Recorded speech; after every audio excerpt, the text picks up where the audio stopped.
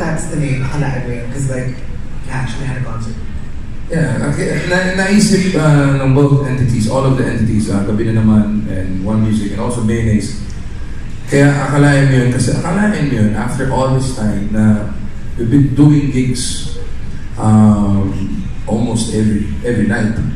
Kaya Akalain Mo Yun, umabot tayo sa ganitong punto na ganito nakaseryoso, ganito nakalaki yung kapasidad ng banda to be able to front or to be able to headline a major concert in Music Museum pa. So a lot of great artists and bands have performed there.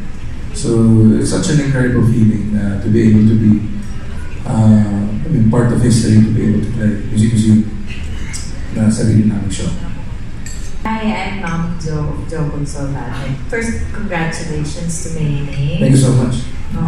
Kasi ako, since the first time I've noticed your group, naisip ko nakakagutom. Are you all in love with Mayonnaise? Did the band start 17 years ago because of really the food, or? Yeah, well, obviously, like, we look like we love to eat. But, the reason behind the name, nung panahon na magsisimula ako magsulat ng kanta, I started to listen to alternative bands from the US and also local bands. Siguro middle of the 90s. So one of the prominent bands during that time was the Smashing Pumpkins, a band from the US. And they have a song called Mayonnaise. And then the first time I heard that, I was siguro between 15 to 16 years old. Sabi ko sa sarili ko, kung magkaroon ako ng banda, yun yung gusto kong pangalan kasi yung tunog ng kantang yun, yung Mayonnaise ng Smashing Pumpkins, yun yung gusto kong tunog ng banda ko. Which is rock music, guitar music, pero may pop sensibilities.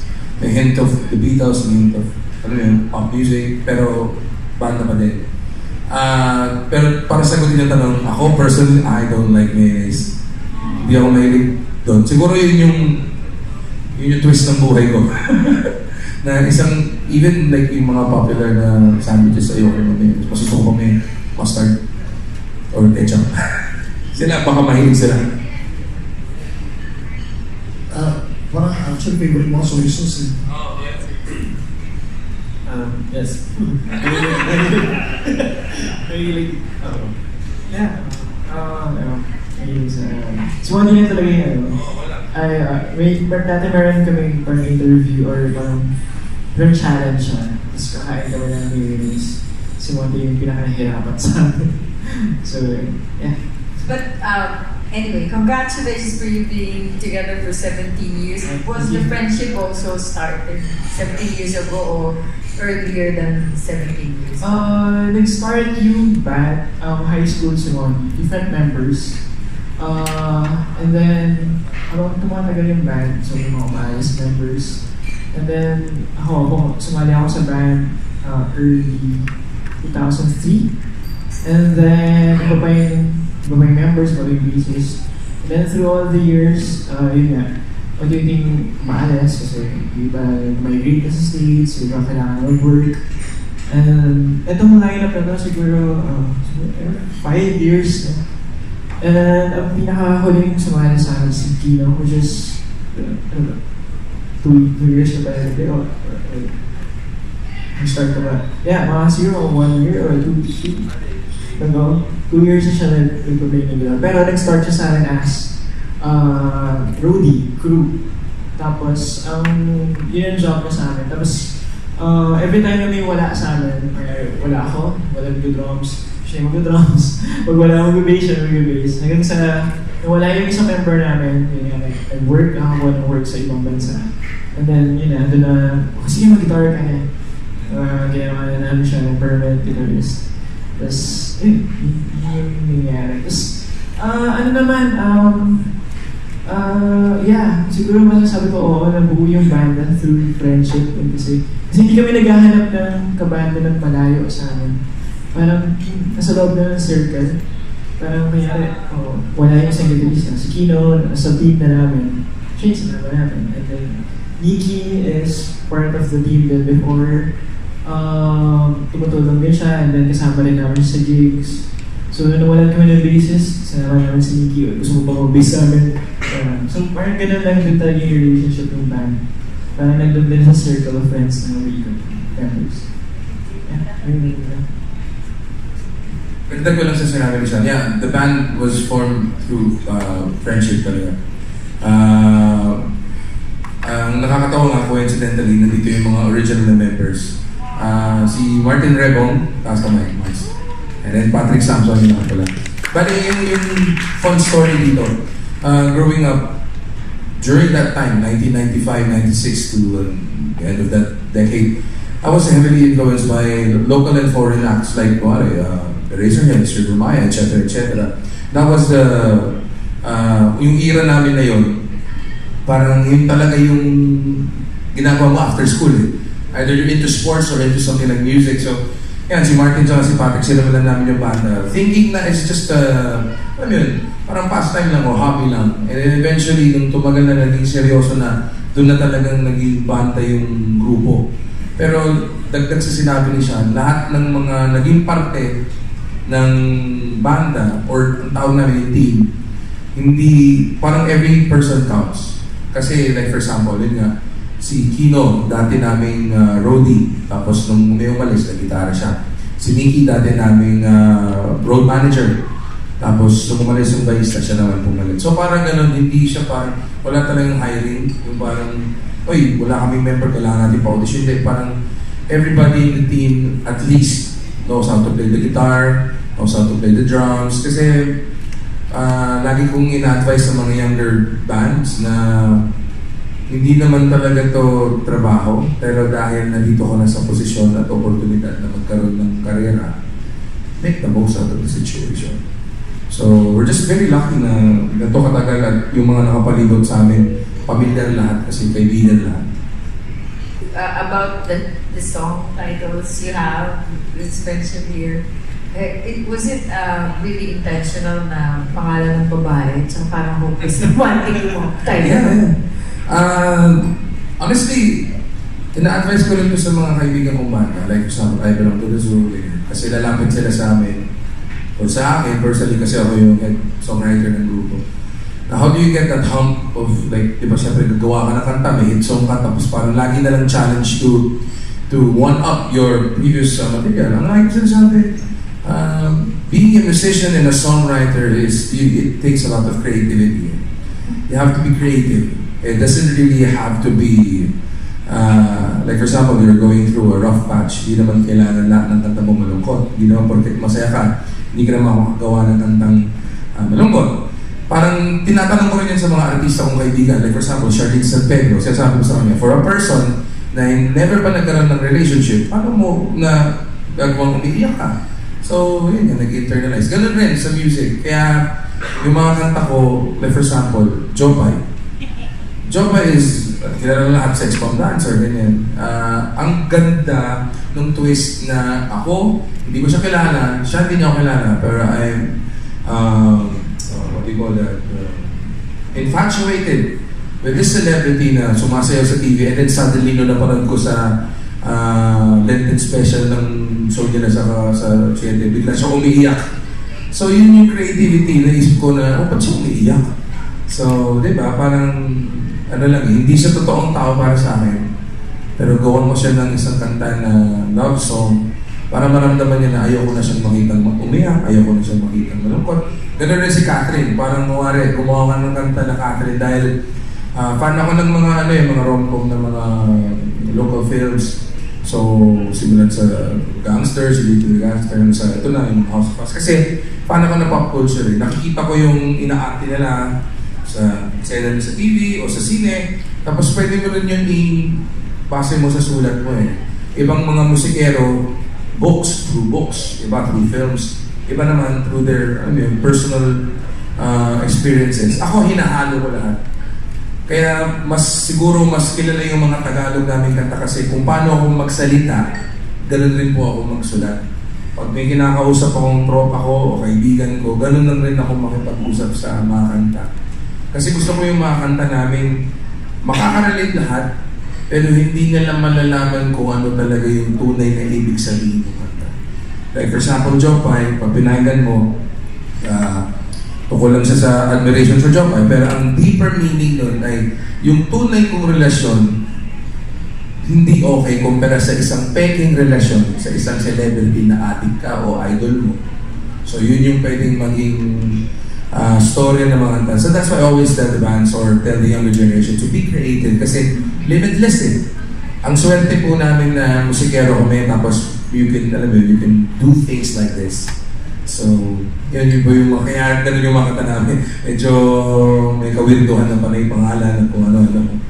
My next question is also the question of our fellow vlogger and PJ. Were you also approached by the other food name bands like queso, sandwich? Ano yun eh, ganito eh, nung siyempre yung Mayonnaise lumabas, I think 1994, from that album ng Smashing Pumpkins. Naisip ko na agad yun, kasi nga nakikita ko may mga bandang cheese, may bandang sandwich, ganyan. So hindi naman kami, ako personally, hindi ko naman naisip na sisikat yung grupo. Kung alam mo nga lang, sana iba pangalan na lang eh.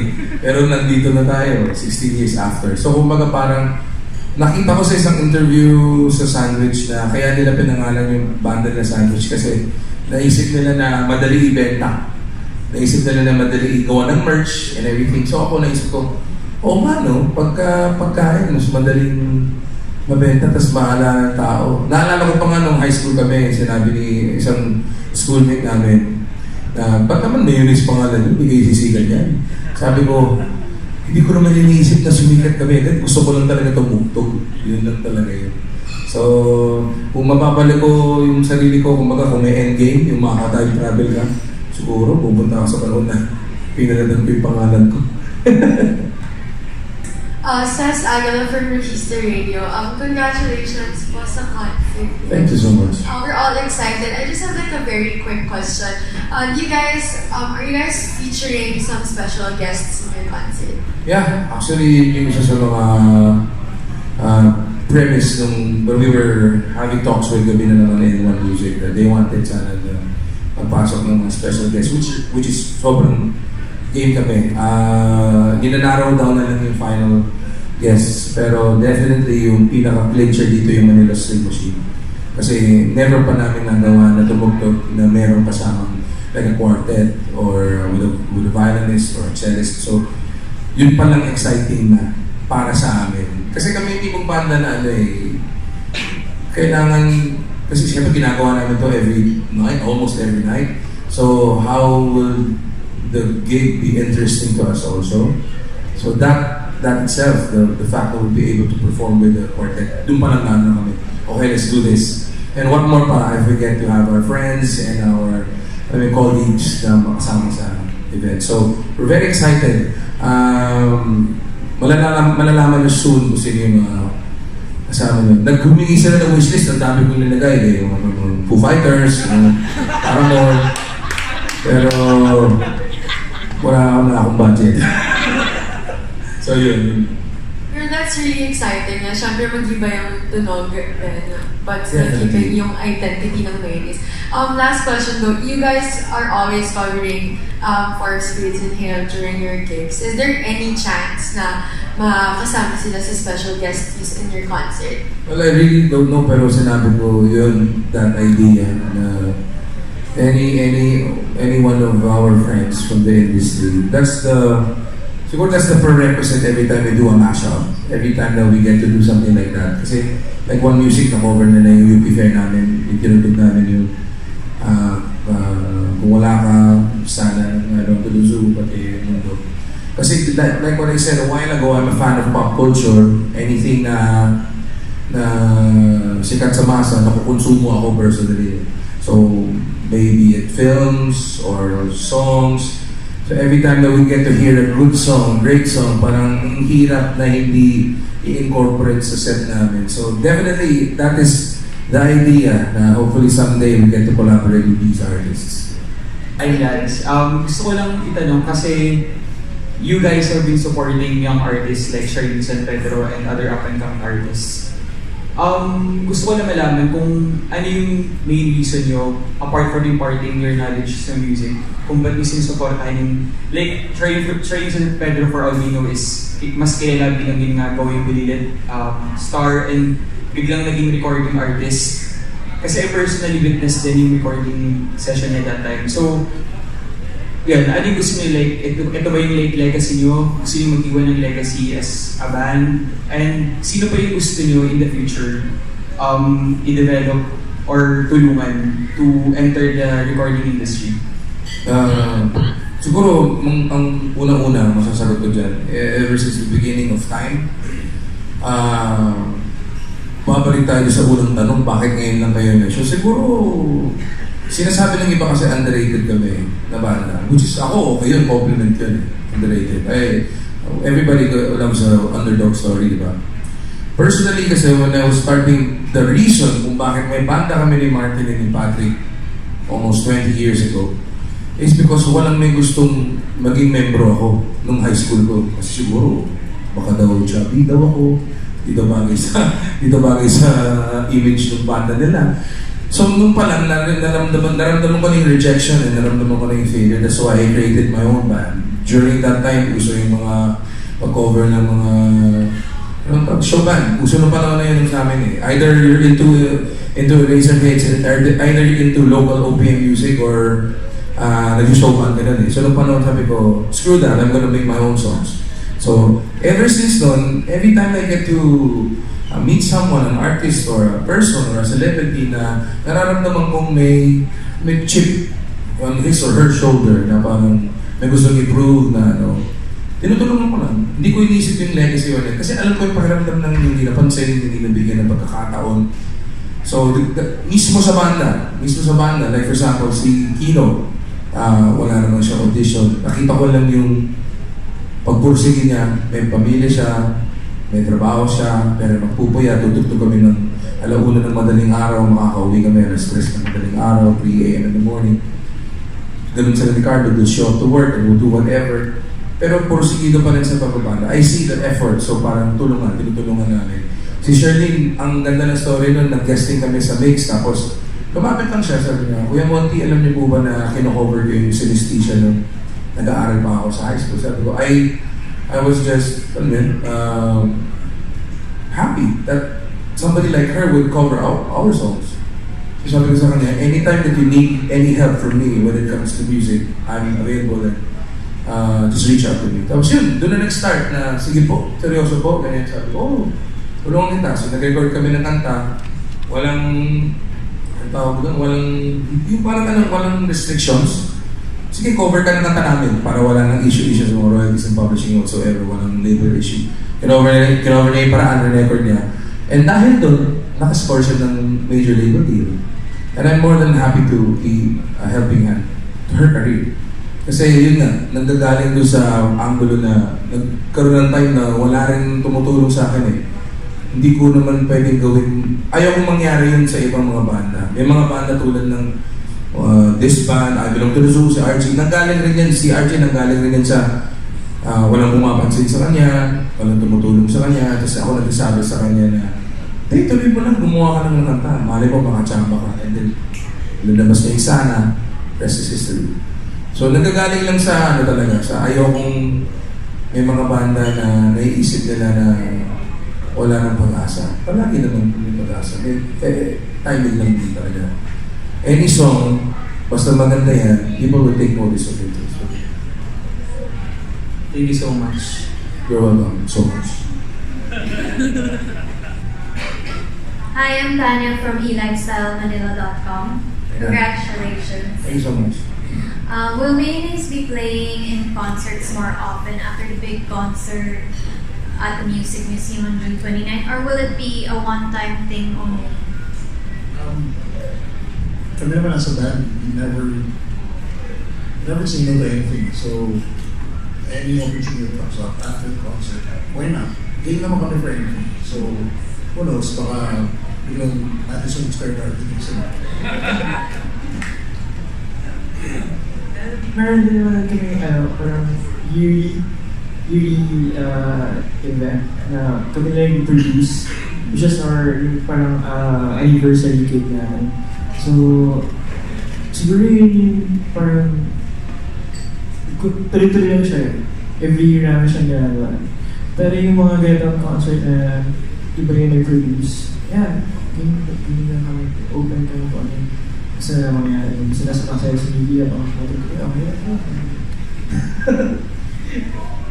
Kasi currently nasa tour naman kami ngayon, kaya tuloy-tuloy lang. Yeah, when we do our tour gigs, kami talaga headlining band. Tapos, ang goal talaga namin is makapunta sa mga lugar na hindi pinupuntahan talaga. Hindi din sa ayaw, pero minsan, siyempre, like for example, nung previous tour, pumunta kami Iligan. Hindi na pumunta Iligan. Pumunta kami ng Zamboanga. Para mapakita na bilang banda, maraming naman tayong pwedeng gawin na, alam mo yun, non-political or kumbaga, we're just an entertainer. So, we would love to entertain the people there.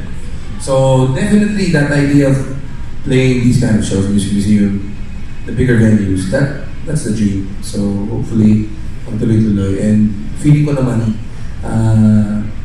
after this concert, who knows, baka masundan pa. Would you consider having concerts in other countries? Yeah. Well, actually, we have a pending Singapore, our second time in Singapore, end of the year.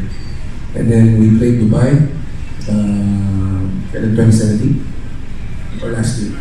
Last year we played Dubai. I think may nag-inquire na from Canada and the US. So yeah, ano lang naman talaga yan eh. It's a cycle. Siguro kung bakit after 17 years nangyayari ito, ang lagi ko naman sinasabi sa kanila, ano yan eh, we're in for the long haul. Kayod ka lang ng kayod, hopefully may makapansin na, grabe itong si Manang to, hindi tumitigil. Then eventually our time will come. So, and we're just happy na things are going swell for us right now. Alice Soriano from Palagi Media. Hello. Hi, congratulations. Thank you so much. Talking about the long haul, since you guys have been in the industry for such a long time, what advice could you give younger bands and more bands on longevity and on keeping relationships within the band? Would you say there's a secret? Yeah, feeling ko, actually wala naman secret eh. More of siguro I always advise the band to be realistic. Just be realistic. Maraming mga lumalapit sa akin na banda na, Sir Mon, saan ba gagawin namin? Do we have to quit our day job? Or something? No. Yan yung nagbabayad sa'yo eh. Yan yung parang makakabayad ng bills mo or whatever. Just be in the band. Be in the band because you want to be in the band. Not because of any other motivation. You don't need any other motivation. Ang lagi ko sinasabi sa kanila, kung bakit kami tumatagal kasi binibigyan namin ng oras. Pinaglalaanan namin ng oras itong ginagawa namin. Meaning to say, siguro yung passion, yung motivation, inspiration, ano na lang yun eh, parang added feature na lang yun eh. Pero if you don't put any effort in giving time to this job, hindi ka talaga tatagal. Kasi marami kaming nami-miss we miss out on a lot of important family events, a lot of siguro mga personal endeavors hindi namin na gagawa. Isipin mo, 16 years, teenager na yung anak ko nun eh. Parang gano'n eh. Marami kami sinasacrifice na oras. Yun yung number one talaga na pwedeng maging magpatagal sa isang banda. Meron akong napanood na sabi nga nila, being an expert in one thing, di ba, is you're gonna be parang sobrang swerte mo na kung may expert ka sa isang bagay. Hindi ka naman maging expert dun kung hindi ka nagbibigay ng time and effort. That's why it's so hard to be an expert in a lot of things. Like for example, maraming mga businessmen tapos ano rin sila. It's because of the fact that they put in effort and time to that. So, ganun rin kami. Press call ngayon, mamaya may gig, alas 5 ng umaga bukas, pupuntang Naga, tutugtog ng Naga, tapos Iriga ng Sabado, Linggo, babalik, merong Caloocan, tapos sa gabi, pupunta ng Santa Rosa. So, imagine yung oras, and then parang sa text na lang kami ng magulang ko nag-uusap na anong oras ba dinner, habol ako, makita lang sila. So, yun ang sikreto. Siguro, hindi namin iniisip na nakakapagod. Iniisip namin yun yung trabaho namin kasi aangal ka pa, ito lang nangyayari sa'yo. Ang daming mga ibang banda na ito yung inaangat din. So, very, very lucky. So, My next question is, what do you like to do outside of music that contributes to your musicality? In essence, a hobby that you turn to in order to rejuvenate your creativity. Eating doesn't really contribute to our musicality, but yeah. Ano ba?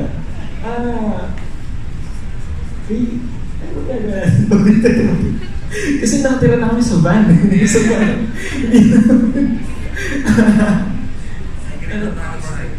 Pag wala tayong cake, nag-shopping lang sa politik.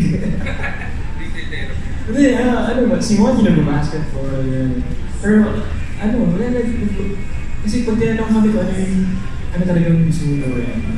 Kung lahat kami music din eh. So, like before, yung hindi pa ganun kami ka-busy, ako pag wala kaming gig, nagtuturo ako ng drums eh, sa mga kids. So, music din eh. Parang si Nikki naman, pag wala siya sa Mayonnaise, kasi ibang band siya. He also plays for Bamboo. Siya yung Team B ni Bamboo. So, pag wala yung basis, or yung basis ni Bamboo, siya yung plays for Bamboo also. And kay Master Orlando din. And si Juan, he plays studio. He has a studio, he has a music school. And yun, music din eh. Siguro pa hindi kami tumulito magkasama. Ano ba yan? Related music related pa rin. And hobbies? Shopping?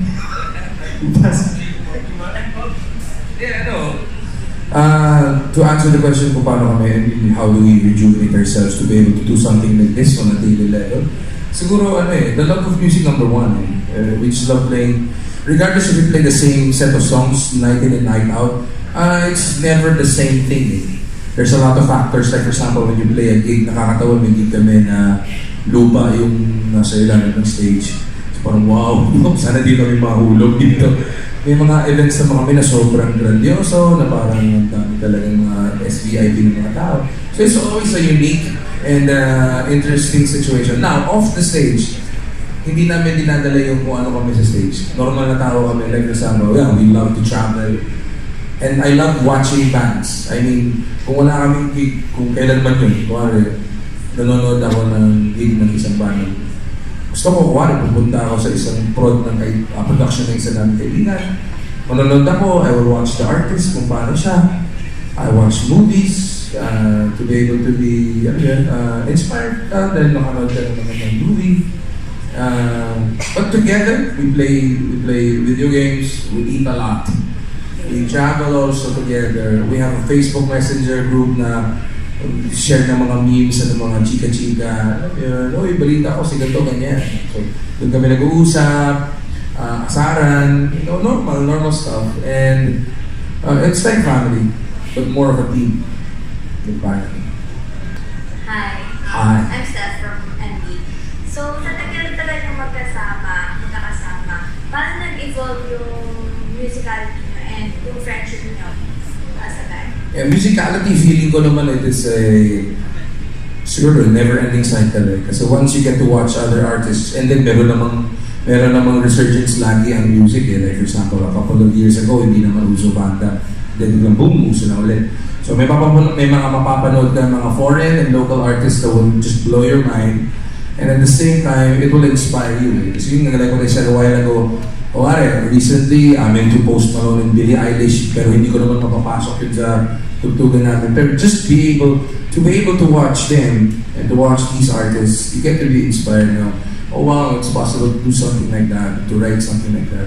Kasi ang music naman contained eh, certain amount of notes, chords, pero infinite yung possibilities, infinite yung mga pwede mong arrangements eh. So that itself is very inspiring eh. And the friendship, yun nga, ang daming pwedeng gawing makabuluhan para tumagal yung friendship. Kasi we play PUBG a lot, PUBG Mobile. Pag may uso, basketball, kung ano-ano mga pinag-uusapan namin. O unahan sa mga, sino na nakanood ng Endgame? O unahan na yan sa message group, papay na daw si Kanyan. Nasaan ka ba? Ba't mo sinasabi? Ganyan. Kunwari, kung ano man yung certain issues or certain pop culture na uso yung pag-uusapan. That itself, na bumibilis, napakabilis po ng oras ng mga musikero kasi May 23 pa lang ngayon pero alam na namin yung gagawin namin sa June 23. Meron kami schedule ng June 29. By June, meron na kami schedule ng July. Hanggang di mo mapapansin, 2020 na pala, tutugin tayo ng tutugsunod. So, sabi mo nga kanina kung makakabalik ka sa tayo, kung mong kanta ng pangalan ng Mayonnaise. So, anong naisip mo? Kasi nung panahon po na yun, dalawang take yung panahingan ko yung Mayonnaise Smashing Pumpkins, yung isa Purple Haze ni Jimi Hendrix. So hindi siguro bagay yung Jimi Hendrix. Siguro ano na lang, lupa.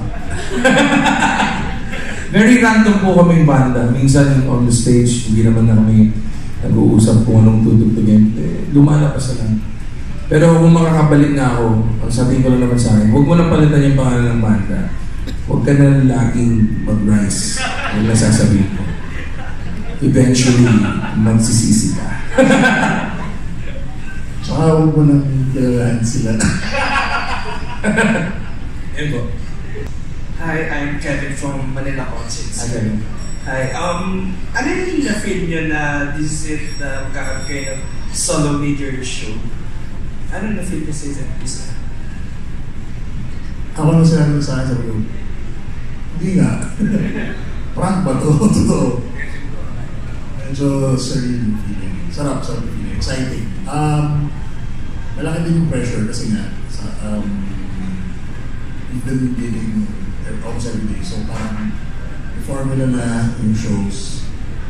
Pero although hindi pinag-uusapan kasi someone never want to set this dinner. So yeah, random yung shows but at the same time, kahit pa paano through the years playing together, may formula na pasa na namin sa isa. Pero this time, iba to kasi may collaboration with other artists, with the quartet. So parang ano kaya pwedeng ibigay naman niya ng medyo iba na sa mga supporters, parang sa kanila, uy, bago to. So, something that will excite them also. At the same time, it will excite us also. So, we'll see. Excited kami doon. May unreleased songs ba kayo itutugtog sa June 20? Definitely the songs magkakaroon ng ibang flavor once na tumugtog ng Manila String Machine. Plus, if we be able to collaborate with our friends from the industry. As far as unreleased, then I would love to do that. Yung mga closest friends of mine, alam nila na medyo mahilig akong magtapon ng bigla na lang, alam yun. Parang, ano yun? Kasi gusto ko yung element of surprise. Most especially for our fans and our supporters because they deserve that. Hopefully we get to, wala pa kasi kaming initial rehearsals so probably middle of June malalaman namin kung yung exact set list. Nice, and I'll see you on Sunday in Caloocan. Nice, see you. Thank you. Hello, Mayonnaise. Hello. Congratulations. Thank you so much. I am Charles Stanson from Art Plus Online. And the first time I watched Mayonnaise, I think you have a girl bassist pa, and then so many. Yes, Monty was around since 2002, and I remember you were always a fan of Kurt Cobain, Smashing Pumpkins, and this is so very into the kind of music that you were doing. So 17 years is a long time. So have your influences changed, or were they the same influences? And how did you adjust with the trend of 17 years? Ganda ng tanong.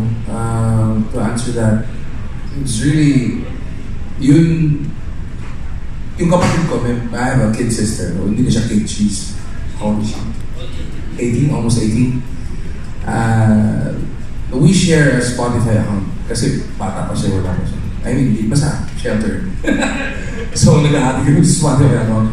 Nagugulat na lang ako pag kita ko ang mga pinapakinggan niya, yung mga band, ganyan.